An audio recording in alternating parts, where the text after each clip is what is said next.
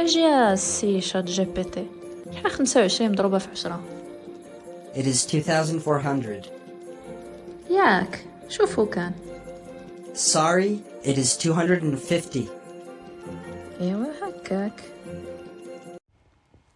ضروري غتكونوا سمعتوا مؤخرا بشات جي بي تي ولا الذكاء الاصطناعي، ولكن اللي تقدروا ما تكونوش سمعتوا به هو البرومبت انجينيرين، او لا الطريقه باش نهضروا مع الذكاء الاصطناعي ويعطينا بالضبط الاجوبه اللي بغينا.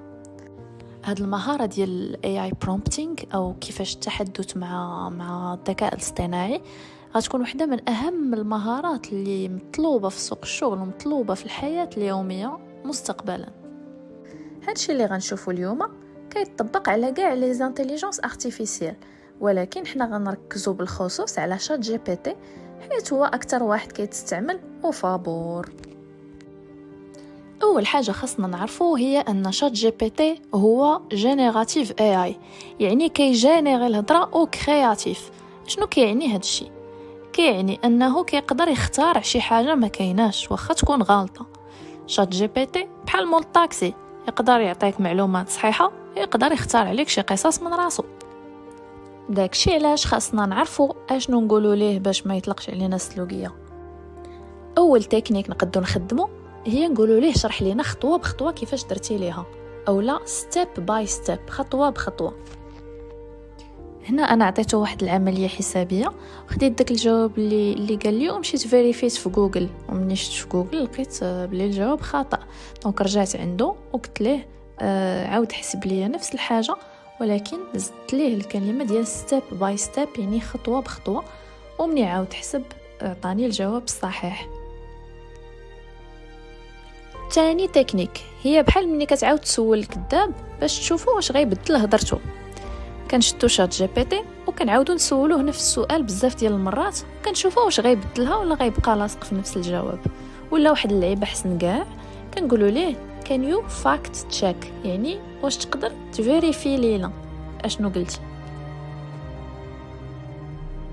تالي التكنيك هي نشرح ليه الشكل ديال الجواب اللي بغيت. مثلا نقدر نقول ليه عطيني 5 الخطوات ديال كيفاش نصايب كسكسو، او لا كتب لي الكود ببيتون اللي غيعطيني تواقيت الصلاه مثلا، او لا نقول ليه عطيني اللين ديال شي سيت كيدير شي حاجه بالضبط.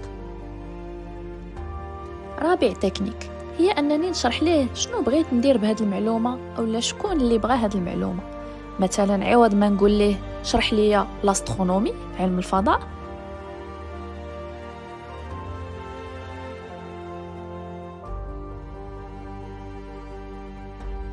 غنقول ليه انا معلمه ديال الابتدائي وبغيت نشرح شنو هو علم الفضاء للاطفال اللي في عمر ديالهم اقل من 10 سنوات. هكا غادي يعطيني واحد الجواب مبسط وملائم للاطفال اللي عندهم 10 سنوات.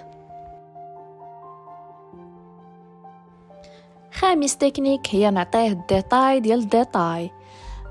عوض ما نقول ليه كتب لي ميل كتعتذر فيه على واحد لا كوموند غادي تعطل ونحبس هنايا، من الاحسن نقول ليه انا بائع اون لين، عندي كليان ديالي فلان غتعطل عليه الكوموند فلانيه بها شحال ديال الوقت، وبغيتك تكتب ليه ميل كتعطيه فيه هاد المعلومه وكتعتذر على هاد التاخير.